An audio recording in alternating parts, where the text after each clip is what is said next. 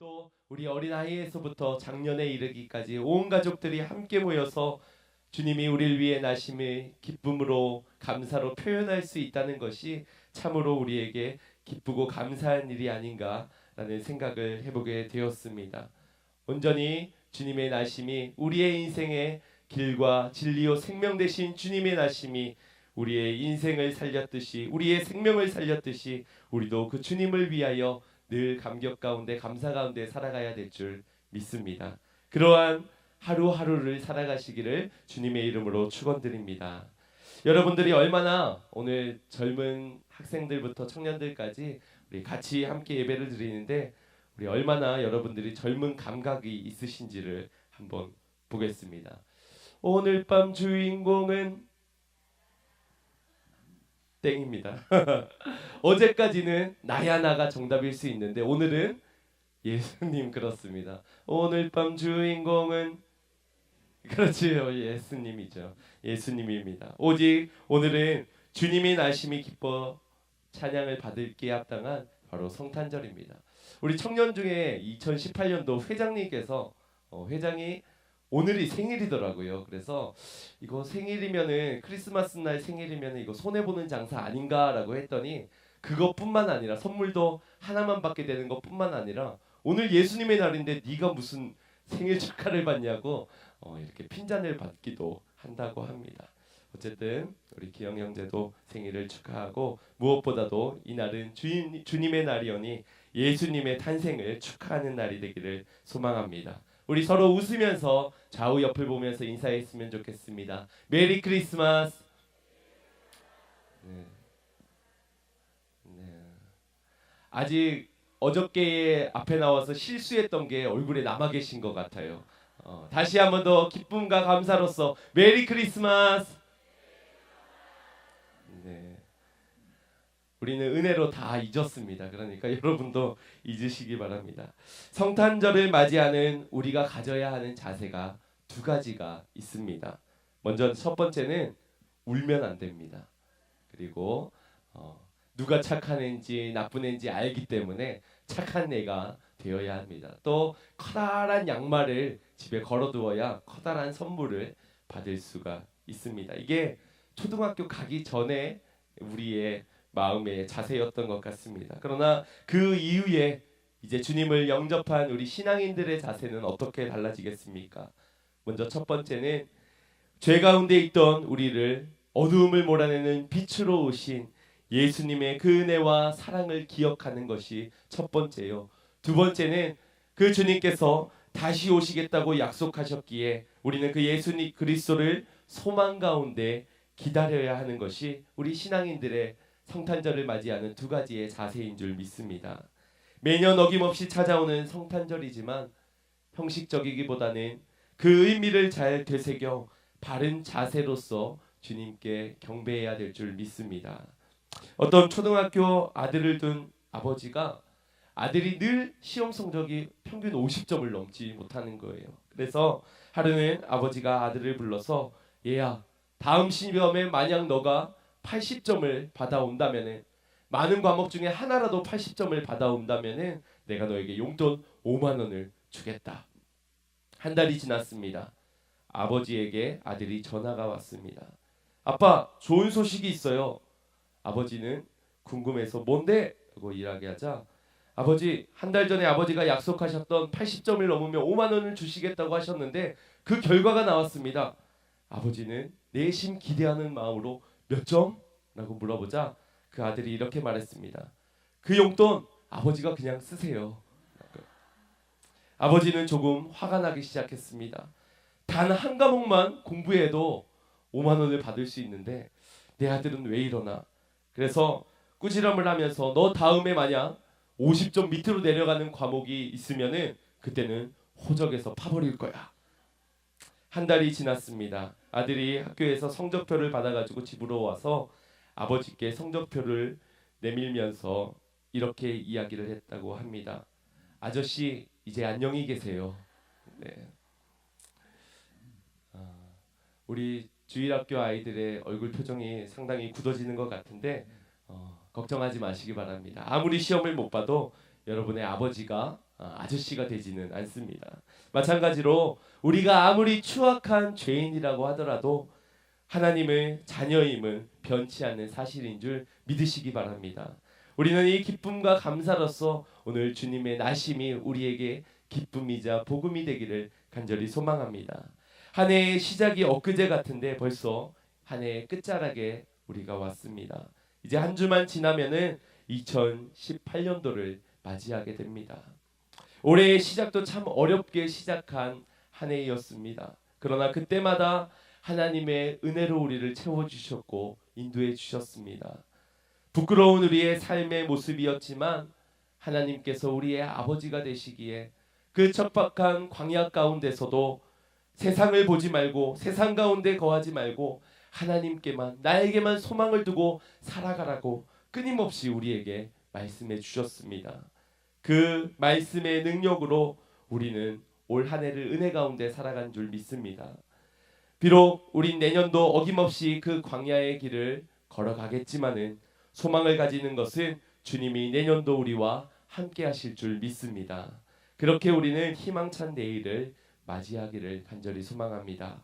오늘 본문의 말씀은 소망을 가지고 그렇게도 기다렸던 누군가를 만났던 한 사람의 고백이 담겨져 있습니다. 바로 시므온의 고백입니다.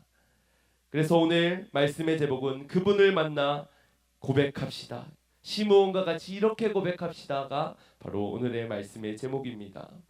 먼저 28절 말씀을 보면 시므온이 아기를 안고 하나님을 찬송하여 가로되라고 기록되어져 있습니다. 기다렸던 메시아, 기다렸던 아기 예수님을 만나 매우 감격하며 하나님께 찬송을 드리는 것입니다.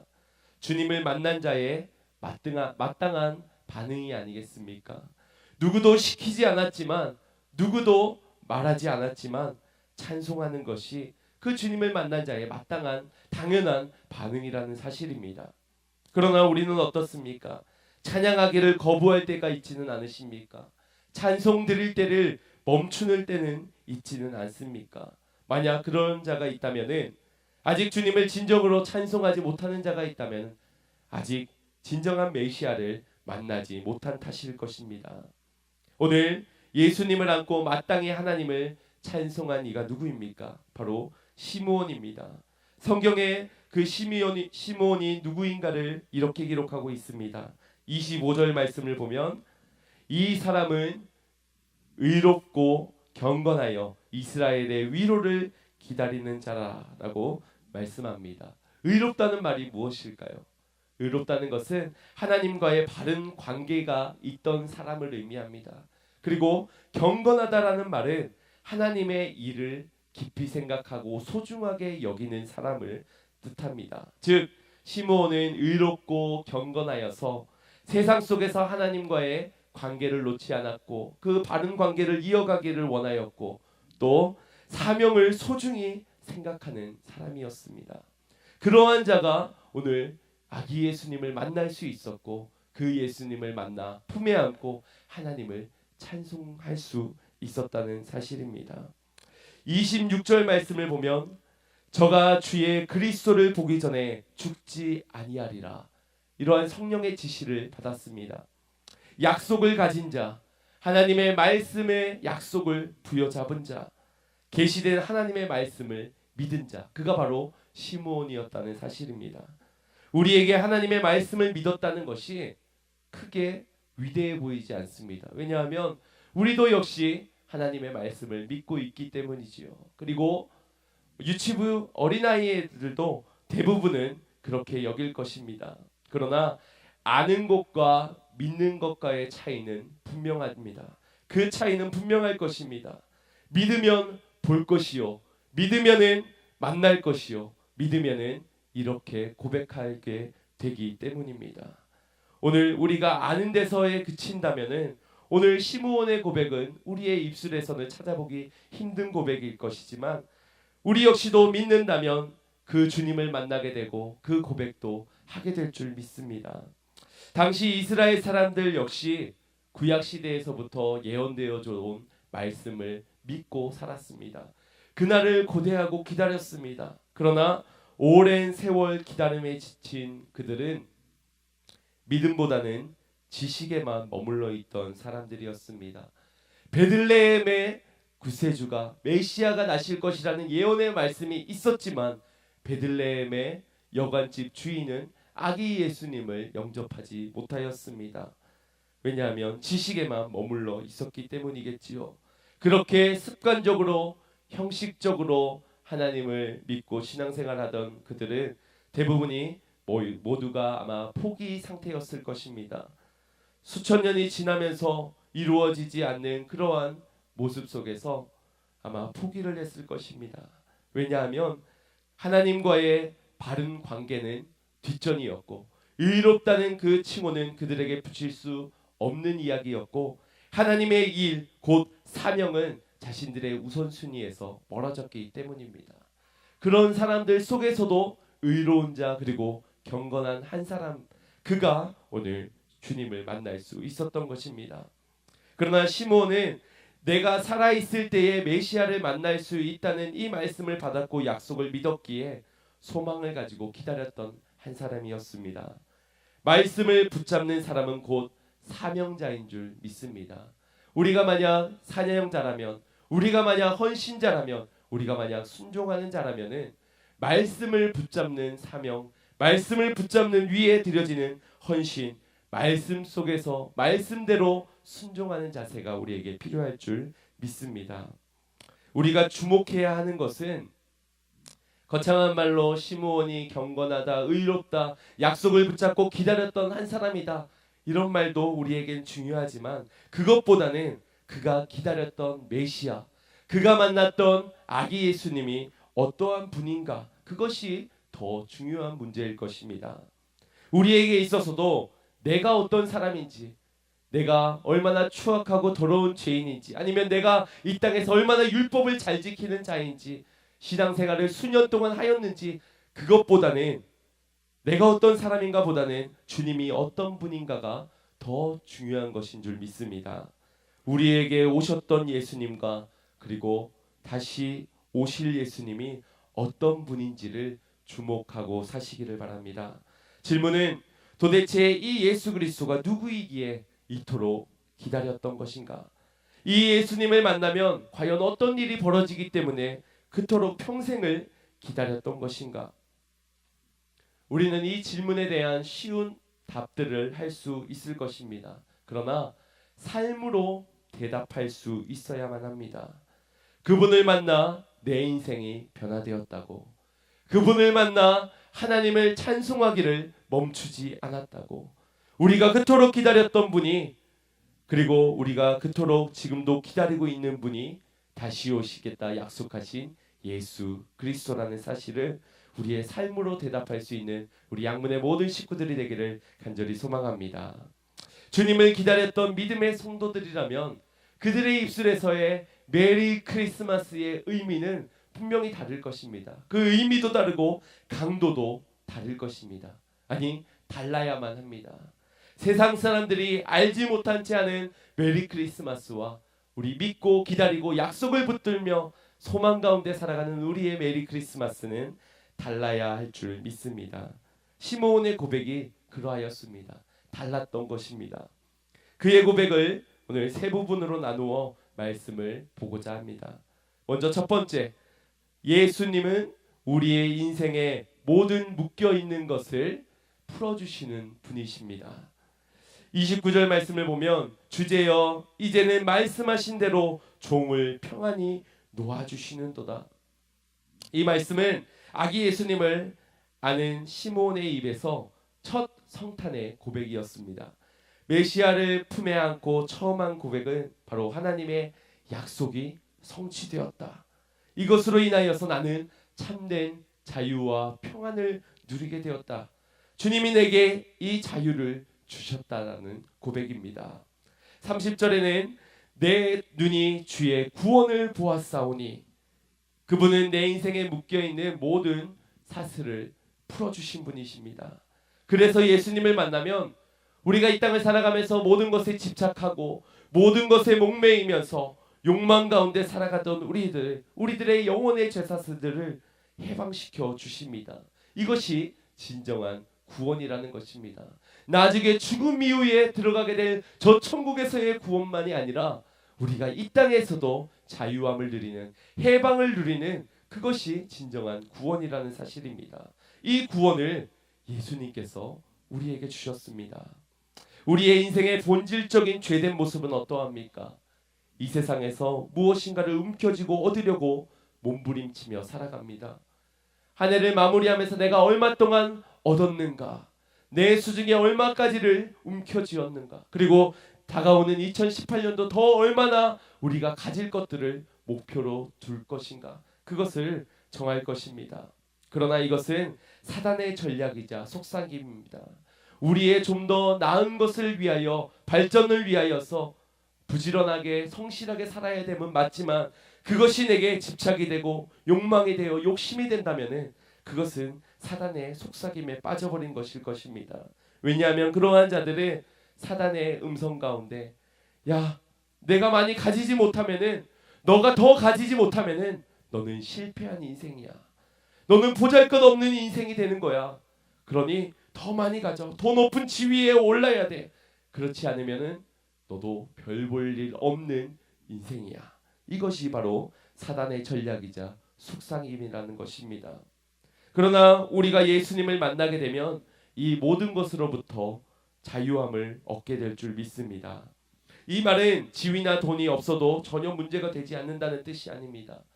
그것이 있고 없음에 대한 갈등에서 해방된다는 것입니다. 오히려 주님이 내 안에 거하는가, 주님이 나와 함께하는가, 말씀이 내 안에 있는가, 이것에 대한 의에 줄이고 목이 마른 심령으로 살아가게 될 줄 믿습니다. 이것은 축복의 상태이지요. 여전히 돈이 없어, 가진 것이 없어도 주님이 내게 있다면 충분한 상태, 만족하는 상태. 그러나 그 의의 나라가 아직 내 안에 도래하지 않았기에 여전히 목말라 하는 상태. 그러니 아직 만나지 못한 자들이 있다면, 못 만난 분들이 계시다면 주님을 만나시기를 바랍니다. 주님을 만나야만 합니다. 이것이 우리의 인생에서 가장 소망해야 되는 바인 줄 믿습니다. 그리고 그 주님이 충만해야 되는 것이 우리의 소망이어야 될 줄 믿습니다. 두 번째입니다. 예수님은 우리 인생에 가야 할 방향을 제시해 주신 분이십니다. 32절 상반절을 보십시오. 이방을 비추는 빛이요 라고 기록합니다. 이방을 비추는 빛이란 무엇입니까? 이방인들이 어둠 속에서 살아가고 있다는 것을, 어둠 속에 있다는 것을 전제로 깔고 있는 말입니다. 정치적으로 볼 때 당시 로마 제국은 그 어느 나라보다 뛰어난 나라였고 강한 강대국이었으며 이스라엘보다도 훨씬 문명 국가였습니다.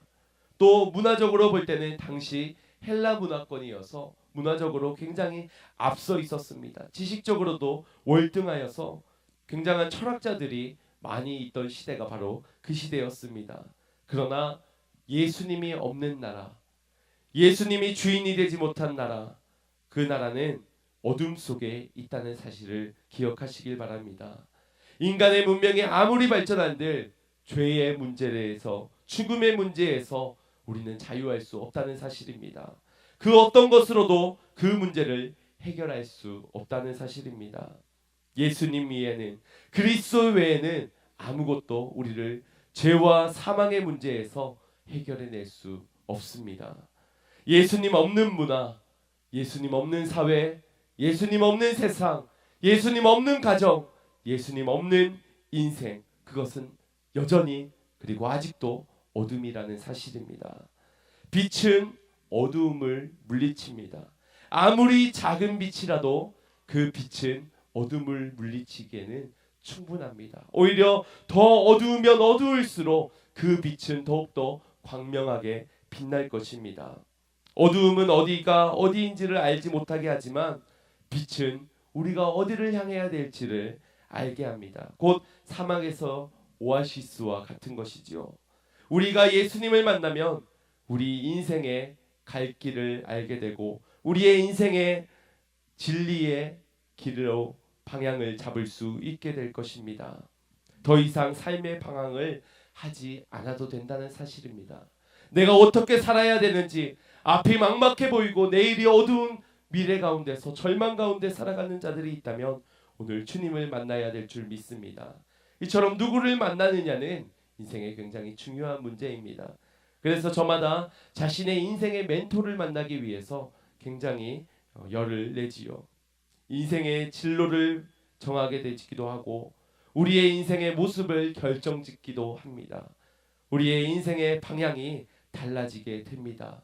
여러분은 누구를 만나시겠습니까? 먼저 예수님을 만나시기를 바랍니다. 유아사 가게모토라는 사람이 노화되지 않는 신앙의 비결을 세 가지로 말을 하였습니다. 그 첫 번째는 경험과 지식을 넘어 예수를 만나라라고 권면합니다. 예수님을 만나려면은 자신의 경험을 가지고서는 또 세상의 지식을 가지고서는 주님을 만날 수가 없습니다.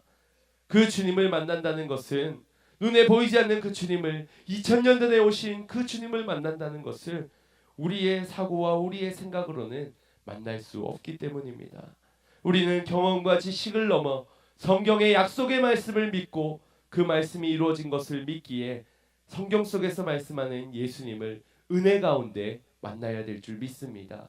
은혜 가운데 믿음으로 만나야 될 줄 믿습니다. 두 번째는 자신을 비우고 내려놓으라라고 말합니다. 예수님을 만나려거든 내 자신을 먼저 비워줘야 합니다. 내 것으로 가득 찬 상태에서 내 것으로 채워진 상태에서는 주님을 만날 수 없습니다. 그 주님을 만나봤자 주님은 내 안에 주인이 되지 못하고 주님이 되지 못하기 때문입니다. 손님으로 찾아와 그저 내 겉만 번지르하게 경건한 자처럼 의로운 자처럼 외식하는 자처럼 그렇게 살아갈 수밖에 없다는 것입니다. 그러니 구주의 예수님을 진정으로 만나지 못하는 것이지요. 그러니 우리는 먼저 우리의 자신을 주님께 내어놓는 주님께 바치는 희생이 있어야 할 것입니다. 내 안에 내 생각으로 내 계획과 내 목표로 내 목적으로 살아갔던 우리의 인생에서 우리의 것들을 내어놓아야 할 줄 믿습니다. 주님은 나를 위해 이 땅에 오셨습니다. 그러니 우리도 주님을 위하여 나아가야 될 줄 믿습니다. 그리고 세 번째 그가 권면하기를 노화되지 않는 신앙의 비결 세 번째는 그분과 끊임없는 대화를 하라는 것입니다. 그 기본으로 돌아가라는 것입니다. 여러분은 예배에 승리하고 계십니까? 하루하루 말씀을 묵상하며 계십니까? 그리고 날마다 그 주님과 대화하기를 멈추지 않으십니까? 그분이 나의 구세주이시고 나의 인생의 멘토인데 우리는 과연 어디에 더 귀를 기울이고 있을까요? 부끄러운 고백이지만 말씀을 보는 시간보다 뉴스를 보는 시간이 더 많지는 않으십니까? 세상의 소리에 더 귀를 기울이고 세상의 지식을 더 펼쳐보는데 열을 내고 계시지는 않습니까? 왜냐하면 그러한 지식은 우리를 좀 더 나은 직장으로, 좀 더 나은 대학으로, 좀 더 나은 신분으로 우리를 변화시킬 것이라고 여기기 때문입니다. 그러나 주님 앞에 나아가 주님의 말씀 앞에 그리고 주님의 음성 앞에 나아가지 못한다면은 우리의 인생에 참 영광은 없을 줄 압니다. 그런 것을 믿는 우리가 되길 바랍니다. 빛 대신 예수님은 우리의 인생에 가야 할 방향을 제시하는 분이십니다. 그러니 우리는 경험과 지식을 넘어 그 주님을 만나야 하고 자신을 비워두고 내어놓으며 주님을 만나야 하며 끊임없이 그 만난 주님과 대화에 나아가야 합니다. 이처럼 두 번째 시므온의 고백은 빛 대신 예수님을 고백하고 있습니다. 그분이 내 인생의 지팡이가 되시고 내 인생의 빛이 되시고 나의 참 인도자가 되실 것이라는 것을 이 고백이 우리 모든 성도님들의 고백이 되시기를 간절히 소망합니다. 마지막 세 번째는 예수님은 영광 가운데 우리에게 위로를 주신다는 것입니다. 32절 하반절을 보면 주의 백성 이스라엘의 영광이니이다 라고 기록합니다. 주의 백성 이스라엘의 영광, 여기에 쓰인 영광이라는 단어는 하나님의 임재라는 단어와 동의어에 속합니다. 하나님의 영광이 나와 함께 하신다는 것이지요. 왜냐하면 우리에게는 이 영광이 없습니다. 이스라엘에게는 아무런 영광이 없습니다. 그들이 아무리 노력하고 수고하고 성실하고 정직하게 율법을 지키며 살아도 그 속에는 영광이 없습니다. 영광은 오직 하나님께 속한 것입니다. 그러니 주의 백성 이스라엘의 영광이니이다 라는 것은 그 가운데 하나님의 임재가 있다는 것을 의미합니다. 그분의 영광이, 하나님의 영광이 나와 함께 한다는 것은 곧 위로를 말씀하는 것이며 능력이 되는 것이며 변화가 일어나는 것이며 거룩함을 의미하는 것입니다. 당신의 인생이 보잘것없다고 느끼십니까? 절망 가운데 아무도 알아주지 않는 나의 인생이라고 낙담하며 살아가십니까? 예수님을 만나시기 바랍니다. 그분을 만나면 주의 영광이 여러분에게 함께 하실 것입니다. 여러분의 인생에 주의 영광이, 여러분의 가정에, 우리 교회에 주의 영광이 가득하실 것입니다. 문제가 되지 않는다는 것입니다. 인생의 방향, 죄사슬을 끊고 쇠사슬을 끊고 하나님의 임재 가운데 살아가게 될 것이라는 겁니다. 결론입니다. 우리는 과연 이 예수 그리스도를 만났는가? 나는 과연 그 예수님을 만났고 나의 자녀들은 이 예수 그리스도를 만났는가? 31절 말씀을 보십시오. 이는 만민 앞에 예비하신 것이요 라고 기록합니다. 이것은 누구든지 죄가 많든지 외식하는 자이든지 교만한 자이든지 그것을 내려놓기만 한다면, 약속을 붙들기만 한다면 이 예수 그리스도를 만날 수 있다는 사실입니다. 우리가 어떤 존재라도 말입니다. 아니, 그래서 우리는 더욱 주님을 만나야 하는 사람들입니다. 벗어날 수 없는 죄의 욕망 묶여 있을지라도 예수님을 만나지 않아도 될 이유가 되지는 못한다는 것입니다. 이 예수님을 만나야 우리의 인생이 달라집니다. 2000년 전 이 땅에 오신 빛 대신 예수님을 만나야 우리의 인생의 방향도 달라진다는 것입니다. 몽골의 이용규 선교사님을 아마 다들 아실 것입니다. 내려놓음이라는 책을 저자하신 그 분께서 2005년 몽골의 이레교회에서 개척한 예배의 처소에서 이러한 일이 있었다고 합니다. 예배를 드리던 중에 땀이 범벅이 되어서 들어오는 한 소녀가 있었다고 합니다. 그가 그렇게 땀을 흘리면서 헐레벌떡 예배에 들어왔던 이유는 바로 예배 시작 전에 가장 집에서 소중하게 여겼던 소를 잃어버렸기 때문입니다. 그래서 온 마을을 뛰어다니면서 그 소를 찾기 위해서 이곳 저곳을 뛰어다니다가 결국 시간이 다 되어 조금은 늦은 시간에 예배 시간에 오게 되었다는 것입니다. 그 소녀는 잃어버린 소를 두고 교회를 찾아왔습니다. 아마 분명 시간이 임박함에 따라, 시간이 점점 다가옴에 따라 그는 선택을 해야 됐을 것입니다. 소를 더 찾을 것인가? 우리 집에서 소중하게 여기는 그 소를 찾아 나설 것인가? 아니면 예배를 드릴 것인가? 그 소녀는 소를 내버려 두고 예배 시간에 맞춰 뛰어오게 되었습니다. 이용규 선교사님은 그 소녀를 보고 하나님을 선택한 그의 결단이 부끄럽지 않도록 기도를 해 주었습니다. 잃어버린 소를 찾게 해달라는 간절한 기도를 드렸다고 합니다. 하나님이 어떤 분이고 무엇을 원하는지 잘 모르는 사람을 위해 기도를 하였습니다. 놀라운 일이 일어났습니다. 예배가 마치고 성전문을 나서자마자 밖에서 소 울음소리가 울려 퍼졌다고 합니다. 잃어버린 소가 집이 아닌, 다른 곳이 아닌 예배의 처소 그 앞에서 만나게 되었다는 것이지요.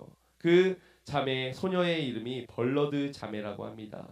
그 자매는 예배와 소, 이 두 가지 모두를 얻은 것입니다. 우리는 어떻습니까? 다른 무엇보다 먼저 예수 그리스도를 찾고자 하십니까? 먼저 그의 나라와 그의 의를 구하는 가운데 주님을, 예수 그리스도를 만나기를 원하시고 계십니까? 아니면 내 인생에 다른 것이 더 먼저가 되어 계시지는 않으십니까? 다른 어떤 일보다 먼저 예수님을 찾으시길 바랍니다.